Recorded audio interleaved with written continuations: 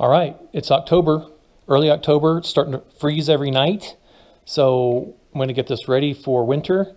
And we've got a good load of firewood, but need to clean the chimney. And I'm just going to show you how I clean my chimney without getting on the roof. My roof isn't real steep, but the chimney's pretty high above the roof, and I put a ladder leaning against the chimney on the roof. And man, if anything collapsed, I'd come falling 20 feet. So it's no joke to be on your roof, right? Some roofs are easier than others, but I don't get on the roof anymore. The first couple of years I did that, and I tried to ram the chimney rod for the top. It worked, but now, the past 10 years, I've taken it apart in here and run the chimney rod up through the bottom. I'll show you how to do that without getting soot all over your house. Now, the other reason I'm taking it apart is I have to take it apart to clean this Miracle Heat. So I'm already taking it apart in here anyway. I'm just going to go ahead and clean it from the bottom. I'll show you how I do it. Just a disclaimer, I've done this for 10 years. It's worked well for me. This is not an endorsement of how to do this though. But all I know is I'm not getting on my roof anymore. So first we're going to pull the screws at the bottom.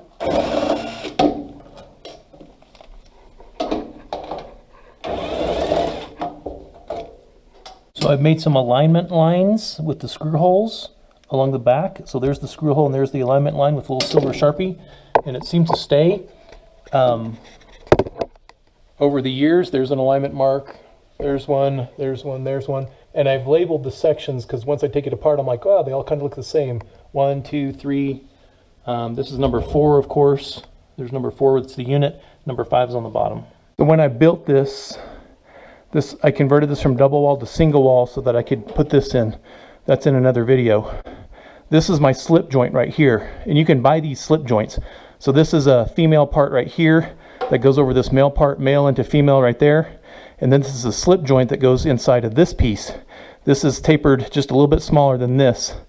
And so then you just lift this up, this part right here, and that slides up inside there. Then you can pull it out from the bottom.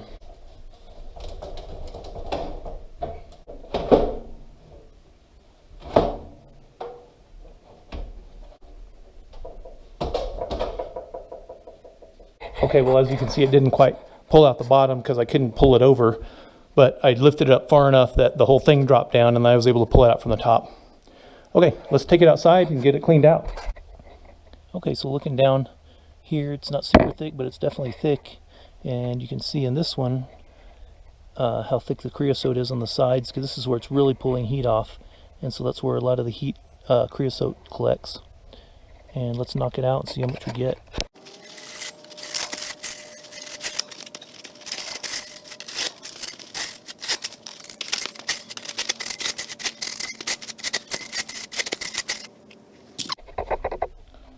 So that's not a small puddle of ash creosote, and you can see even after all those passes, there's still strips of creosote in there. So I'm gonna have to make a few more passes here. So the first thing we'll do is put the brush up with one rod on, not very far. So it does make a little bit of soot come out, but and I guess I could put this on before I put the brush up there, but I just don't do that. So I just open the bag up in the very bottom of the bag in the middle, just punch a hole through like that. Try not to make it very big. That's probably too big.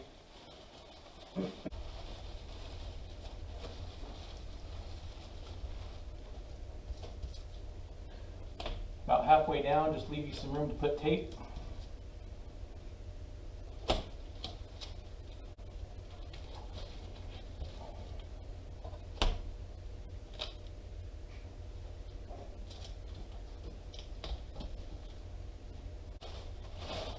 Okay, now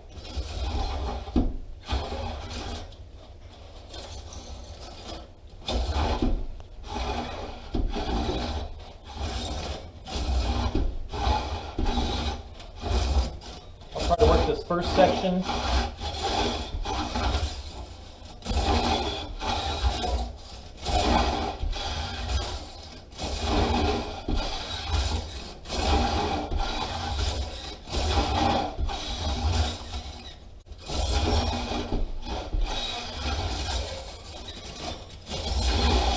Try to work this first section Try to work this first section several times.